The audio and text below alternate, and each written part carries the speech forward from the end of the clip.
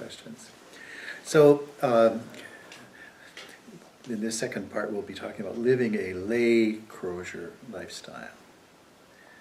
I think that's important to recognize that it is a lay Crosier lifestyle.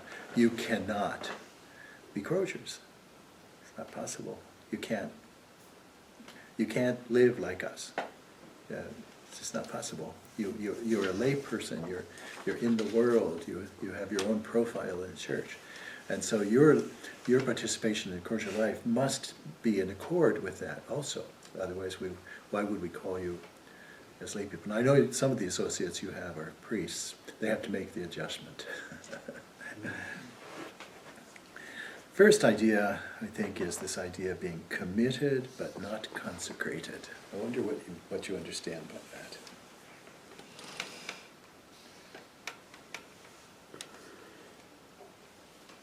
We don't take vows as such, though some who are vowed are lay people as well, I know, but the role that people are ordained to is a unique calling.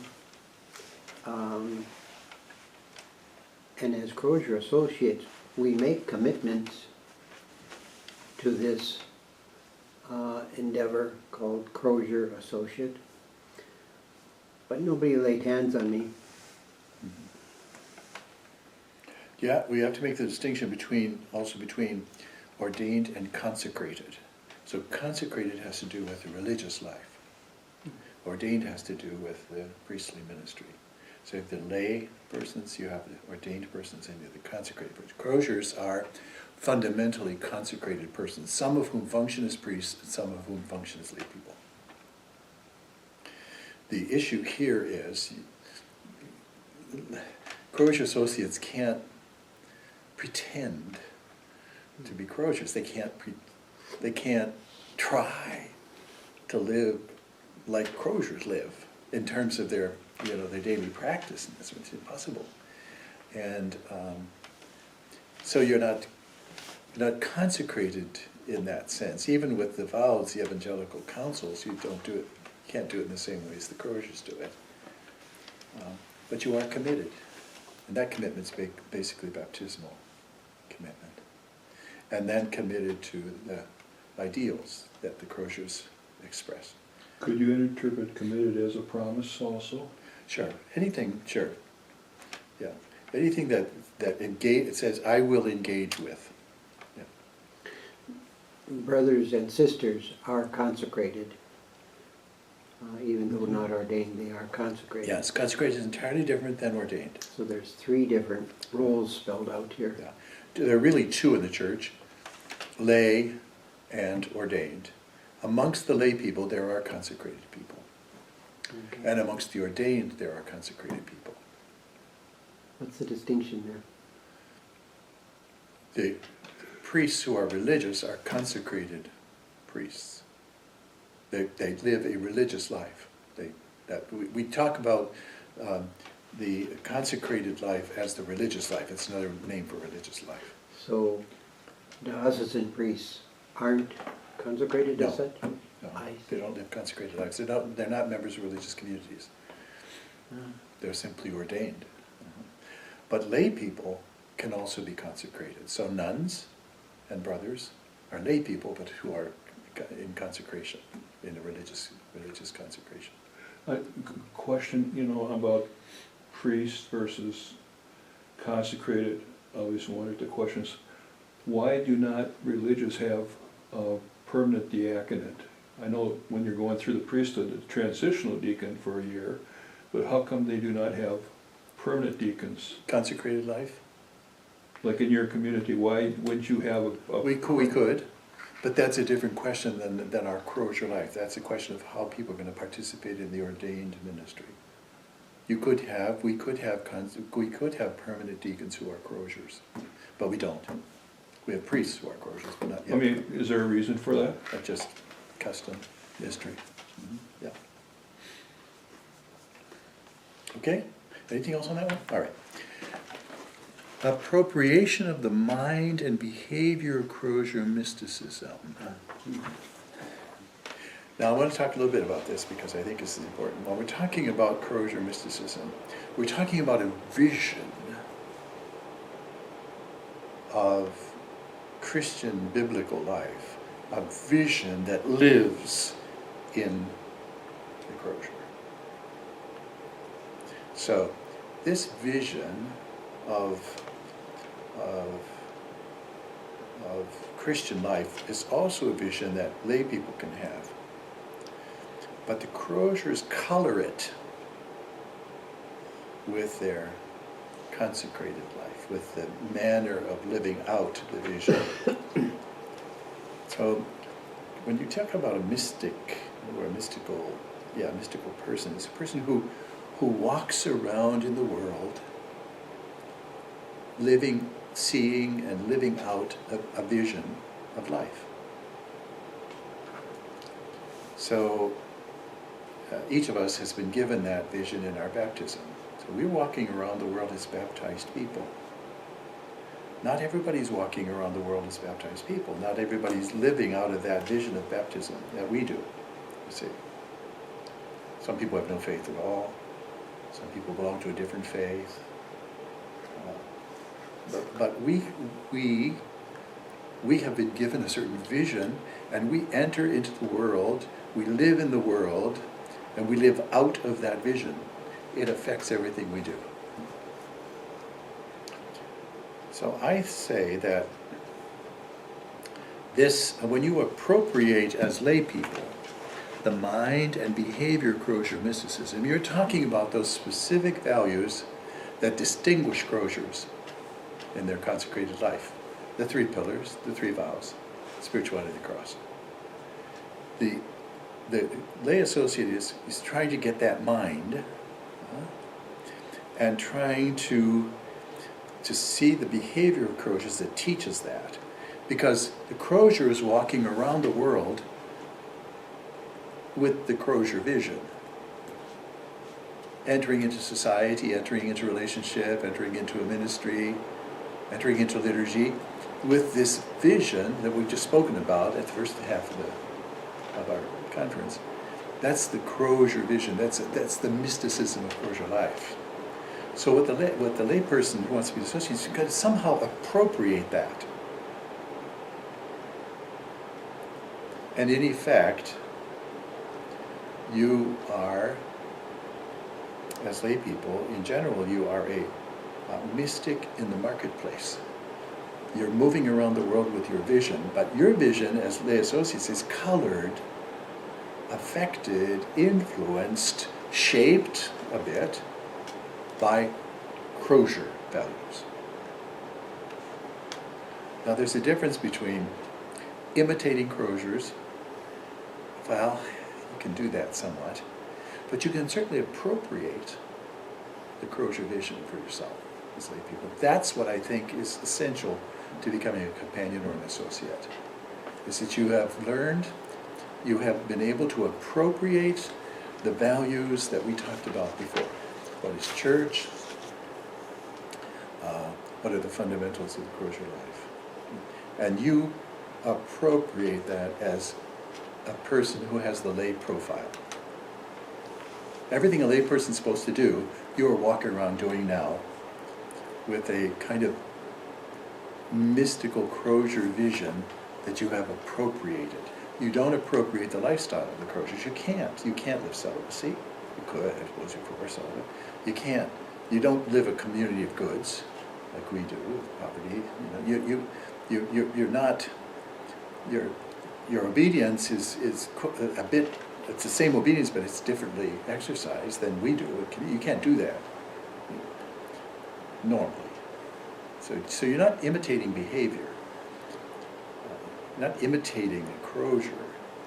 What you're doing is living by an appropriated sense that the Crosiers have about church, about life, about mission, about what it's all about. Does that make sense to you? Are there any questions about that? Because I think it's important. So if you come into an organization like the Lay Associates, the Companions, somehow I've got to figure out how I'm going to live in community with the Crosiers, how I'm going to have daily liturgy with rhythm, liturgy of the hours even. Is that what I'm supposed to do?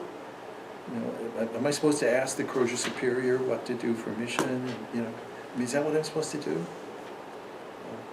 Well, you can't imitate being a Crozier, but you can appropriate the vision, the Christian vision of life that the Croziers have. Yes. The word that comes to mind is marinate. Having understood what the Crosier vision is, we marinate in that, Yes. and what percolates is a Mhm. new taste. Yeah, and so you are actually your thinking, your speaking, your behavior, your praying will be somehow influenced by Croziers rather than Benedictines or Franciscans or Jesuits, God forbid. I think what comes to my mind here is we have 37 Crosier Associates in Minnesota, and from time to time we'll visit about why do you renew your Crosier Associate status, and what does being a Crosier Associate mean to you? And we have people who will talk about doing versus being, and I think you're hitting on that here in this, this last discussion, that how we articulate what a Crosier Associate is. Is it, what does a Crosier Associate do? People ask that. And it's not about doing. But some people are Crosier Associates because they want to support the Crosiers. And some people will talk about the being. Yeah, we'll talk a little bit more about that when we get into the question of equilibrium of Okay. lifestyle, because that's important for a Crosier vision. Is a Crosier vision of a balanced Christianity, which involves communal life, prayer life, and service life. So that's part of the value that you appropriate, that I am called to in the Crosier spirit, to a balanced Christian life. And a balanced Christian life that's cultivated and paid attention to by myself. Because the Croziers pay attention to it. Because they know if you get off balance, that some values of the gospel will be lost or weakened. So we're not Benedictine or Franciscan when we become Crosier Associates, but isn't the broader vision the Paschal mystery? The Benedictines are in the Paschal mystery, Franciscans, Crosiers. I would want to know what's the difference between Benedictine oblates and Crosier Associates or Franciscan oblates? So I would say this, that, for example, a Benedictine, the fundamentals of Benedictine life, or the ora et labora, work and prayer in community. So their oblates need to find a way to do that. To work and pray, that's their emphasis.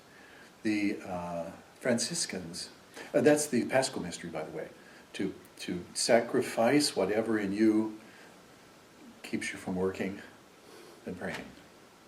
See, that's the Paschal mystery. And for example, in the Franciscans, the Paschal mystery is the life of poverty. It's you dying to this desire for earthly wealth and rising to freedom from it. So they have to have Paschal mystery, but it's expressed differently. Our Paschal mystery is expressed in dying to selfishness in order to be brother, dying to in attention to God in order to discern. You know, there's a difference in how the Paschal mystery is lived. Everybody has to have it. Every Christian has to have it. But the manner, you see, that's what you're appropriating from the Croziers. See, what's the Crozier way of dying and rising? It's different than the Benedictine way or the Franciscan way. Very subtle nuances. But real. Mm-hmm. Yeah. A Benedictine is not a Crozier, and a Benedictine doesn't want to live as a Crozier, nor does a Crozier want to live as a Benedictine. Mm-hmm. But the spiritual, the Paschal mystery is a part of both their lives, but it's expressed differently. So what you're trying to do is to assume, to appropriate that vision, that whole vision of the Crosier outlook, the Crosier stance, the Crosier engagement. So you're doing this as a layperson, as I say, in the marketplace.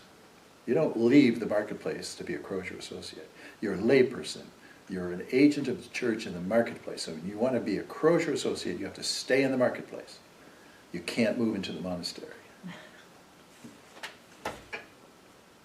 You have to do it as a layperson, with all that a layperson is supposed to do in the church. 3, maintaining connection of mutual concern with Crosiers and Crosier community. Now this has been a bugaboo all over. How do you maintain a connection with the Crosiers? Connection of mutual concern, as say, you're concerned about Crosiers and Crosiers are concerned about you. There's a kind of an intimacy there, you know. And how do you maintain that without moving into the monastery or having the Crosiers move into your house? It's a big challenge. The Crosiers, the companions in Phoenix had a way of doing it. I don't know how you do it here, but it seems to me that without a vital connection of mutual concern, you can't be Crosier associates. How you work it out, you know, you come here sometimes, you have Crosiers at your homes, you pray with Crosier. I mean, you take a look at Crosier life and you find how can you be mutually interactive, mutually concerned to personal concern for, these are not just priests on the block. These are your kind of brothers and you're the brothers and sisters of these. And there's a special connection. How do you maintain that? I think if you lose it, you're going to lose being Crosier associate. You're going to be something else. We talk about mutual benefit. Mm-hmm. I think we're trying to build that here. In the last couple of years, there have been more connections made between Crosier associates, and there's some in St. Cloud, there's some in the Twin Cities, so we are apart by geography. But I think there's been more connections, hospitality-wise. Sure. So that connection has to be not only between you and the Crosiers, but between you together as associates. There is that thing about communities. That's what you're after. How do you make that shine as an associate? That community thing. Yes. One of the ways, we have what we call plenary get-togethers up here at Crosier, and then monthly we meet in our local sharing, and I hear the ideal and I see it lived out in very different committed ways. When we began in Phoenix, we had joint chapters where the Crosiers chapter in Phoenix and the companion chapter met together. We also had joint leadership meetings. So the prior and his council, it's changed now because of the structure, met with the leader and the council of the regularly. When you say regularly, how often does? Well, every couple of months or so. I think it was, yeah. So you had maybe 4 times a year, but you had that mutual kind of connection. The companions would, by commitment, would be present at certain liturgical functions. Now it's easier for us in Phoenix than it is for you here. Also for eating in the community, and then companions would invite Crosiers, But I think you have to find ways for mutual connection. And it's not just doing things together, it's also being a part of each other's lives personally. So it's not, I mean, we, as Croziers in community, we are part of each other's lives. So if you want to be associated some way, you have to be part of the Croziers' lives, and they have to be part of your lives. How do you do that? That's the challenge. We come when professions are happening or ordination happening, Sure, funerals, sure. go Yeah. back and forth. Great. Yeah. Certainly one way. There's a more of a compulsion to celebrate those movements in Sure, our because lives. they're important community events, yeah. I think having discussions about things like this are important. They should be always on the table. Taking the temperature, what's the depth of our meaningful relationships with each other? They with Croziers, Croziers with them.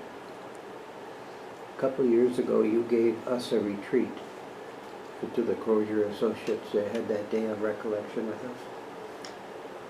That was so powerful for me. Others in our gathering didn't catch it, didn't understand, and I suspect I don't understand the depth of it as well, but the level of appropriation was on a very different level for each of us. Yeah. And see, and that I think is important too, that somehow, so how are you going to appropriate this? It's not just by watching, it's also by inviting the Croziers to speak and being co-responsible. I think speaking about the lay life and the challenges of being in the spirit of the Croziers in the lay life, the Croziers need to hear that. See, I have a very holistic kind of view. I consider, in Phoenix, I considered the companions extended members of the community. And that extension was real. It wasn't just, oh yeah, we give you that title, you're an extended. No, they actually, so getting involved, for example, in the affairs of the community appropriately, being involved in community meetings, at, for example, the chapters, the provincial chapter, or even the general chapter of the order. I, for a long time, have felt our lay associates should be members, or should be participating in the general chapters in Rome, or wherever they are. I mean, come on. Are you or are you not associated with, are you or are you not companion to? And if that, see, now the order has its challenges too. Not everybody likes this idea. I know. We know that. That happened last fall at the chapter meeting where we were invited the first time. And at one point, one of the priests said, when this thing got started, I wanted no part of it.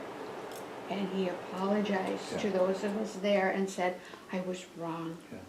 And you know, and that's a two-way street. It was Yes. like, I'm invading your space, but when I finally started pulling out the drawer and taking out the silverware, I knew I belonged. Yeah, that's right. Yeah, so this, I think, the maintaining connection of mutual concern, I think you have to explore that, and you have to do that together. You can't just do it as associates and not do it with the Croziers, and the Croziers can't just sit and talk in chapter about you, and not, they have to talk with you. If it's going to work, if this experiment, now for us in 12, 13 years in this American region, if it's going to work, it has to be like, it has to be mutual, it has to be engaging, it has to be, yeah. What a transition that has been for me. As a student here in the 60s, in the seminary, there was clear lines of demarcation of where I couldn't be. Right. And now I live with a bit of that shadow and saying, this is sacred space still somehow. And I have to walk down the hall to the chapter room. This would have been unthinkable, Yes, absolutely. unforgivable Sure, back then. sure. And so I live with that history and have to mount that former barrier. Yeah. The cloister is an important concept. It's even mentioned in our constitutions. It's not like it used to be. It was a pretty rigid kind of thing. But the cloister it really has to do with the Croziers establishing boundaries to ensure the integrity of their vocation. So you can't have, in your family, you can't have a family life if everybody's coming and going constantly. There's just total, so there are boundaries. So you have cloisters in your home. Your front door marks your cloister kind of thing, And if you're married and have kids, they're grown up, and you establish kind of rules. Christmas at your house, that sort of thing. But because otherwise, it's too much. So Croziers have cloister for that reason, and it's defined by the group, what the group needs for its integrity, without disrespecting the others. Yeah. Okay, shall we move on, because there are a few more things. Assuming the Crozier's spiritual stance in lay profile. That's that mysticism I'm talking about. That's that walking around the lay world with the vision in your head. It's the eyes you see with, it's the mouth you speak with, it's the mind you understand with, it's the Crozier mind, the Crozier eyes, the Crozier mouth, etc.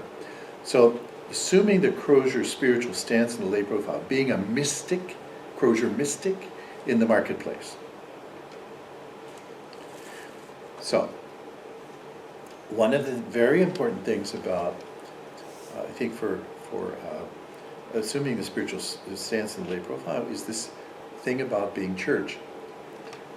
And I would say a couple of important things are being synodal. The synod, we've been talking about the synod. The synod is the most traditional style of being the church. It's the circle. How do you, as lay Crozier associates, live that kind of spiritual vision? As church, parish, even with Croziers, to be synodal means to say that you get the importance of gathering in the circle, and in that kind of unity of listening and sharing, you discover what God wants from you. And this is a challenge for the whole church today, being synodal. That means, bishops sitting with their people, and pastors sitting with their people, and people sitting with each other. To be synodal means we gather in circle for the sake of the kingdom. That's the goal, for the sake of the kingdom. So why aren't we talking to each other? Important things. Why don't we decide things together? Why is there all this, departmentalization and etc.? This is also a call against clericalism. Clericalism means allowing a caste system to exist in the church, where you have the important people and you have the unimportant people. Can't be. Can't be. So the caste, the bishop, the hierarchy is not a caste in our church. We are first brothers and sisters. I tell people, your first relationship with your pastor is your baptismal relationship. He is your brother. Your first relationship with your bishop is the baptismal relationship. He is your brother. His function is something else. But we've made the function into a caste system. That's called clericalism. And Catholics, lay people, have learned to be clerical. Look at the little groups in parishes. Put a layperson in charge and they start acting just like the pastor after a while. There's no the synodal thing, it just isn't, we have to get that. So the Croziers, because of our collegial life, it's synodal. And so when you as lay associates have got to find a way to be synodal. And that means, not just amongst yourselves, but that means also with the Croziers. And that means when you're engaging with your parish, you have a synodal mentality. You don't, you can't always challenge everything because they'll throw you out. But, your spirit is always, let's bring them together. Let's bring people together. Let's get this, even the difficult people, even the ones we don't agree with, let's bring them together. Let's talk. Let's find God. synodal. So, good luck. Yes? Yes, because that's a seismic shift, and the very pores, the very cells in my body were incorporated Yeah. with this vision, and so it will take generations to move from that vision to this new circle. You were brought up Catholic. Yeah. Well, we want to bring up Catholic a little differently these days. Yeah, that's what it's all about. The other thing about Crosier's church is, I think, when you are associated with a group that is internationally conscious and internationally directed, you have to be that way too. How are the associates in their relationship to the Crosiers, in their relationship to the church, even in their relationship to their neighborhood, their marketplace? How are they internationally conscious? It's part of the spirit. Because it all has to do with the final reconciliation that all are one. So you can't be living a kingdom life, exclusion and separation and distancing. You can't do that. So that if you, part of the Crosier commitment is to be aware of the world, to be engaged in the world, to be internationally conscious and responsive. How do you do that? Well, it helps to have Crosiers in our midst from all over the world. I think as we grow in our community with them, is that we do understand, or get a better understanding of that. There are a lot of people who just will have nothing to do with that. Some of it's political. Some of it is just plain racism. Some of it is ethnic or clannish kind of mentality. See, the Crosiers want to break that, always. So they have this whole world view and this international engagement, especially more recently, much more pronounced. And I think that has to be part of what it means to be an associate with them. You have to have that spirit. Otherwise you say, what are you in this for?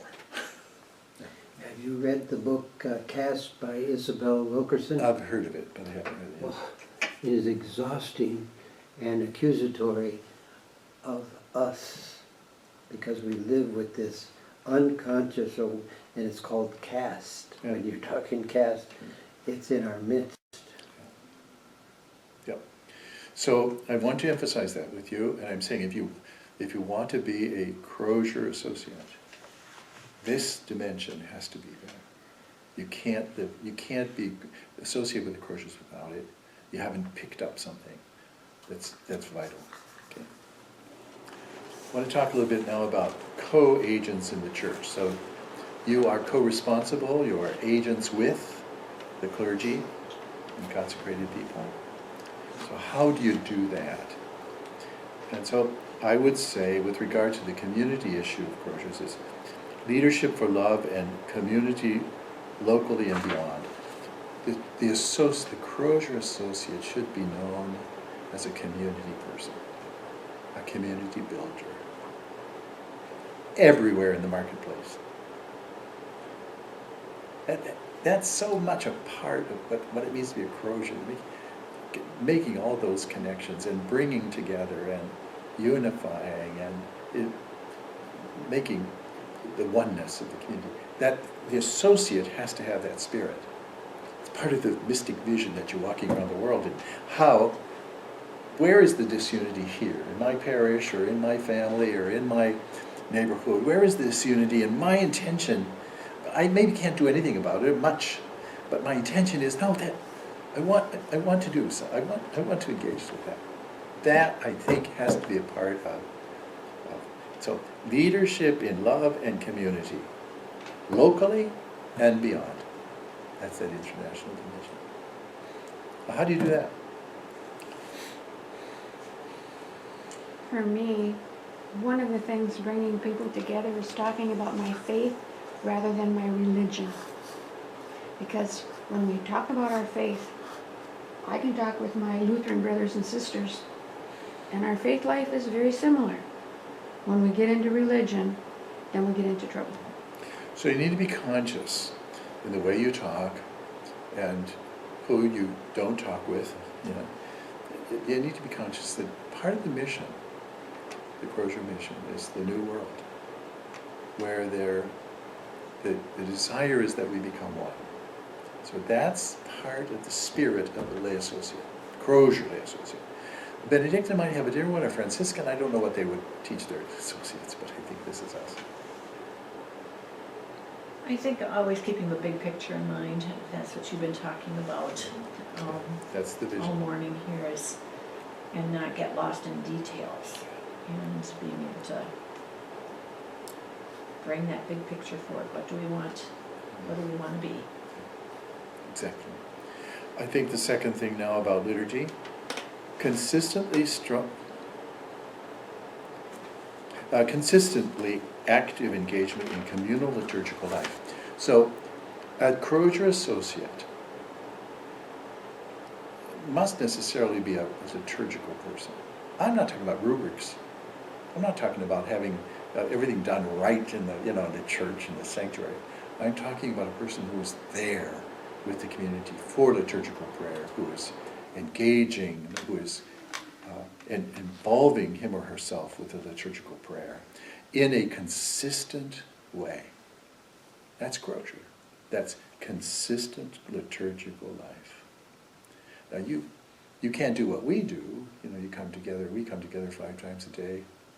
Not all of us, but most of us come together 5 times a day. You can't do that. And you may not be able to do daily mass. That's what we do. But you choose, because you know that your liturgical life is part of the Crosier vision that you're living out of. You choose ways to be consistently engaged as a liturgical person. Now, I think it means talking.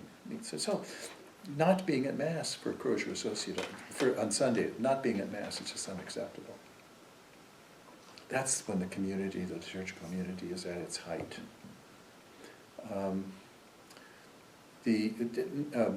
Simply being a bump on the log in the pew is not Crosier liturgical life. It doesn't mean you have to be up on the altar all the time, but it means there's an active participation, there's engagement, there's a way of contributing to the liturgical life of the parish or the community you live in. So I think you have to find ways to be a liturgical person if you want to be a Crosier associate. You can't just pick and choose. If Crosiers here picked and chose what they wanted to do or not do, they would be in very serious trouble, not with the superior, but with the community. This was their movement to come back into community of late. Because our way of life, which was noble and wonderful, helping people in parishes, was beginning to diminish the possibility of living our consecrated life.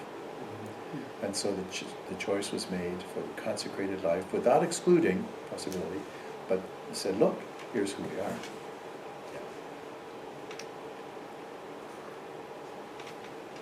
Any other questions about being consistently active in liturgical life? And then, with regard to ministry, seeking solidarity with Crosier apostolic aims. Now, the Crosiers have feelings about what they should be doing in the ministry. You can see it a lot in Phoenix. It's much more active community, a little less here, but there still is. You can see it. So, what are the apostolic? Where's the apostolic energy of the Crosiers? And as associates, that's where you want to be. So if the Crosiers, for example, are engaged with the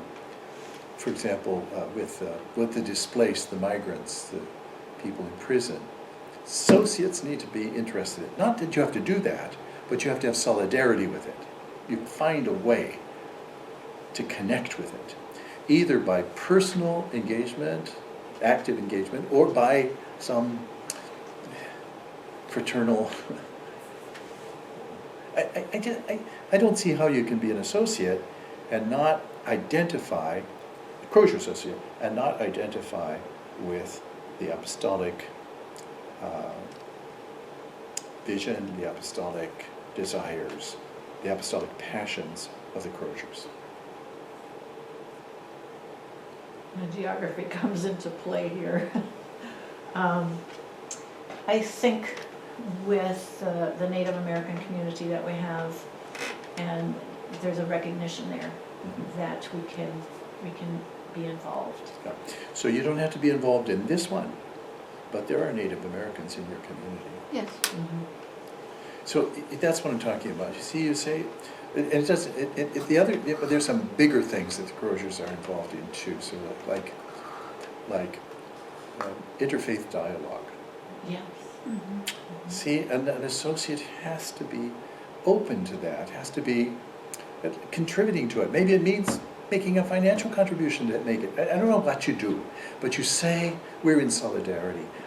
We are a community together, and we're aiming to bring about the kingdom together. And so the Crosiers, and then you can teach the Crosiers too.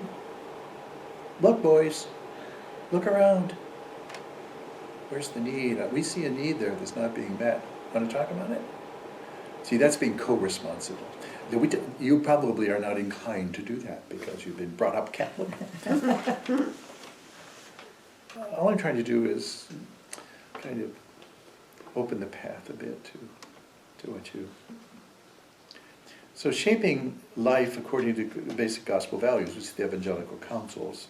So with regard to poverty, I think the Crosier associate is someone who keeps his or her eyes on the other and the needs of the other. I don't think that people are known for that. You know people that have reputations. She's always getting engaged with this particular, because she has a passion for that. So the Crosiers, in general, have a passion for needs that are not being met by others. It's in our constitutions. So you keep your eyes on the needs of the other. And that is the spirit of poverty. The needs of the others before mine. We might say that for this life in Christ, there is no other. No other. In the oneness, Yeah. there is no Other, Yeah. yeah. Yeah, so you have to keep, it also is related to the second thing I want to mention here. The eyes on the other's needs, maybe I should have said that more clearly. That's what you're really interested in. And to imitate Crosier poverty, it's the needs of the others determine what I keep for myself, what we keep as a family, or what I encourage my family to do, or my parish, or prayer group, or wherever I am. I just think that's so important. Otherwise you miss the evangelical life, you miss the evangelical poverty. You have to have some kind of commitment to some kind of evangelical poverty, and then the spirit of the Crosiers, that means the needs of the poor are going to pretty much determine my wealth. That's tough. There's a dying and rising in that. Then inclusive and wholesome relationships. That's the chastity thing. Inclusive. You can't be a Crosier associate and not be inclusive. Now, that doesn't mean you have to agree with everybody, doesn't mean you have to go along with everything, but you have to be able to say, these are my brothers and sisters. That's inclusive. And wholesome relationships. That means that you're characterized by good relationships. You don't have shaky kinds of, your sexuality is, you're on the path to wholesome sexual relationships. You don't dominate people's lives. You don't, wholesome relationships. That is chastity. So how does a Crosier associate cultivate inclusive and wholesome relationship in his or her life? And even in your group?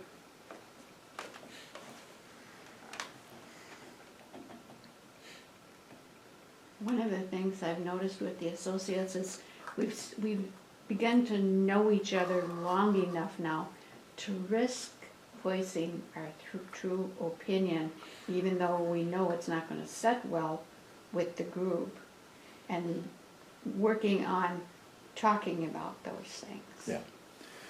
So, the courage to speak up, but also the group has to have the courage to let people speak up. Yeah. That's part of the formation. That's part of inclusivity. And it's very difficult, even in the community life here, it's very difficult to just, please. But it doesn't mean you have to let yourself be abused by others. But I think there is this spirit of inclusivity and wholesomeness. And then the third thing about obedience. I think the Crosier associate needs to have some kind of contemplative discipline in his or her life that allows him or her to be open to the voice of God wherever it's heard, so that you're constantly obedient. So what practices, for example, what practices can you cultivate that keep you contemplative, can keep you aware of the presence and activity of God, the call of God in your life? In our Crosier constitutions, we talk about creating a contemplative context. Maybe don't use that word exactly. It's an atmosphere of quiet and reflection in our communities. Because if you lose that,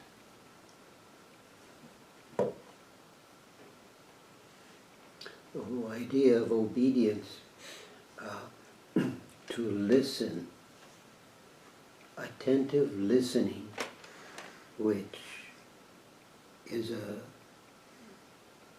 characteristic that we've lost.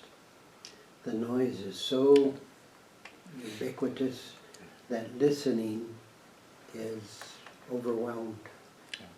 so in your ongoing formation, perhaps a discussion sometimes is how to live a more attentive Christian life.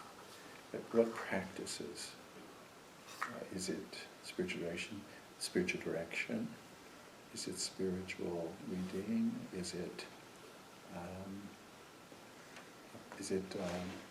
creating spaces of quiet for yourself, even in your family? That's a Crosier associate is marked by a concern for a more some contemplative dimension that leaves the associate open to hearing God, so that obeying God's will for the kingdom becomes kind of second nature. I think we observe that when we go to prayer, like when we go to midday prayer, or if we're involved with Vespers, the Crosiers gather, you can see that quietness that is there 5 or 10 minutes before prayer starts. That engagement, it's visible to me that I can see people getting ready to talk to God. And so how do you do that? How do you create that for yourself? Or when you're in your small groups, how do you create that? How do you ensure that you're all developing a more contemplative stance in life? That's Crosier associate. A couple more things before we quit. Embracing dying rising of Paschal Mystery as a rule of daily life. Some people have spirituality to the Blessed Mother. Some people have spirituality to St. Joseph. Some people have spirituality to St. Francis. Some people have spirituality to who knows what. They're all fine. But ultimately, at the base of those relationships, if there isn't this gospel spirituality of dying and rising, those spiritualities are not Christian, including the Marian ones. If the Marian devotion does not reflect the Paschal mystery of Jesus, it is not an authentic Catholic devotion. So that's tough. because it means we have to sort through some things, you know. And I think that this formation in living a dying and rising lifestyle is part of associate, like it is part of Crosier. So how do you do that?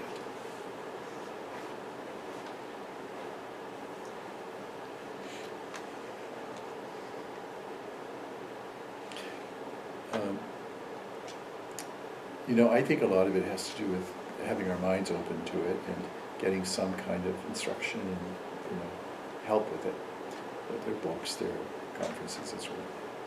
One of the things that I've been promoting now about Eucharist is this, that you know, you ask people what the most important part of the Mass is, and they always will say consecration, communion, maybe greeting of, you know, whatever. No. They're all important parts of that, but they're not the most important. The most important part of the Mass is the prayer after the consecration, where the leader of the community and with us in our name says, we remember, we give thanks, and we offer.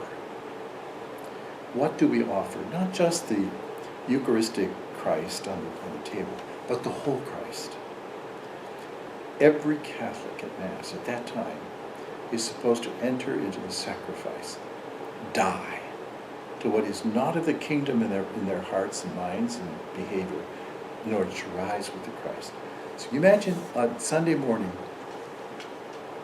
at Mass, you have 2 billion people who have deliberately decided to die to whatever is evil in their lives in order to rise. Can you imagine the impact that would have on the world? But we don't do that because our ideas about Mass are consecration so Jesus becomes present, communion so Jesus and I can have a relationship and I can be saved. Well, you have to put it all in context of the whole mystery. The reason for the Eucharist, and it's often, you'll hear it in the prayers, is one body, one spirit. Bring us together.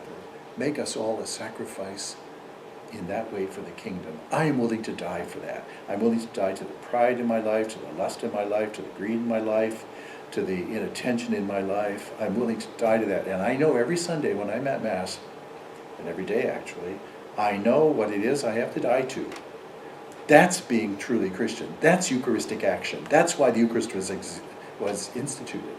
That Christ could bring into that action of his sacrifice the death of all the members to what is evil in order to rise. Then he's been successful. So the consecration exists for that moment of remembering and thanking and offering, and the communion is a further expression of that. I accept into myself the Christ, but not just the Eucharistic, the whole Christ, the brothers and sisters. And the Church insists on that before going to communion. You have to have the greeting of peace.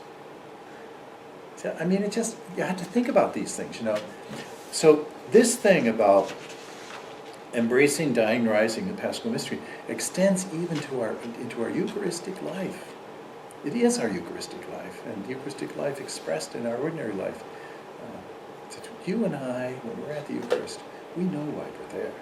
We're there to remember the great gift of God, and we're there to give thanks. Eucharist is always gratitude, and thirdly, we're there to offer the sacrifice.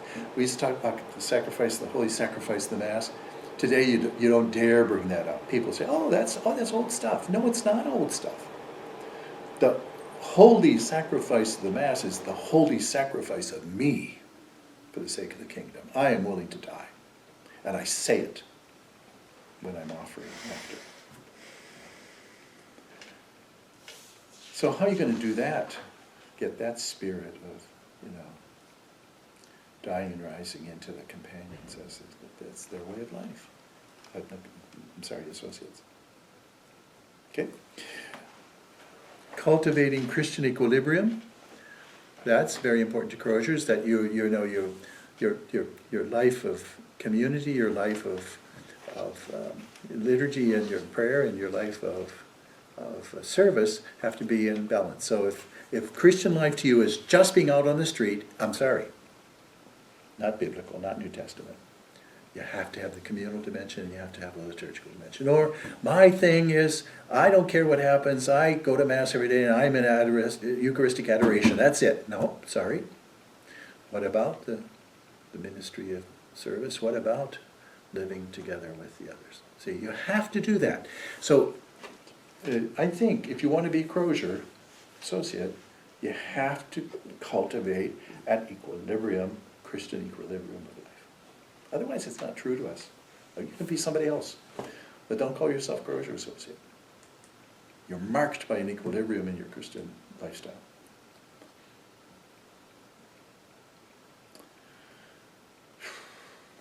Finally, being parable in conscience in the reality of daily life.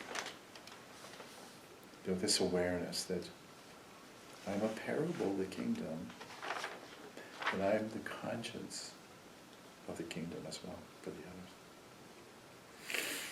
That's Crosier, and that's the kind of thing Crosier associates have to engage in. How do you do that? So part of being the parable is people see you as a unifying person, inclusive person. That's parable. And conscience is speaking up when there is division, injustice, persecution, and discrimination, and forgetfulness of the needs of the poor and the sick and the dying. You know, speaking up. That's Crosier. Thank you. I can see stuff. taking one of these, each one of these sections, and it becomes part of our ongoing formation. Because your question of how do you do this, That's right. and that's where we can build. I just think, I have a passion about this, because, you know, I initiated those companions, and I have this thing in me about it, and I think it's very important for the Crosier order that there be people like you, partially because it's very good for the church that there be people like Crosiers around all the time, even though they're not consecrated. Secondly, the order as it diminishes in age, and you know, the vigor of the way of life should be taken somewhere. You know, I'm very concerned about that. I'm also concerned that the Crosiers are truly synodal. And see, as associates and companions, you can call us to being synodal if you step up and be co-responsible. If you just sit back and, oh, well, whatever they say is okay, and this is, I mean, all we are is associates. And you've got to say, look, the church is this, and Crosiers, let's do it together. And if you see us not doing it, or we see you not doing it, we're going to talk about it. Good luck. I think that's very important. I'm delighted to be of help to you as associates. I'm delighted. I think this is a very important part of Crosier life, even though it has, in a sense, kind of gone into the background in recent years. I just don't accept that. I think this is very important. So I'm happy to be engaged with you in any way I can. We are quite blessed to have you back here in Onamia. And Virgil said it best. He says, Bob has come up to Onamia. I'm envious of you, he said. Thank you. I have a Crosier Associates prayer. It's an adaptation of a prayer I wrote some time ago. I added the words beside the Crosiers, but this, I think, is a nice prayer for you, and I'd like us to pray it now if we can. Lord Jesus Christ, with your Father and Holy Spirit, you once brought me from nothingness into life. I bless you that I am so wonderfully made. By my baptism you called me out of darkness to live in your redeeming light. At your table I praise the victory of your death and resurrection in me. Let me take my place of service beside the Crosiers and my brothers and sisters in the church. Keep me always aware of the gifts you have given me, and ready to use them with love until you return. For within I bear your kingdom, your power and your glory, for the sake of the world. Amen. Amen. Thank you. Thank you very much.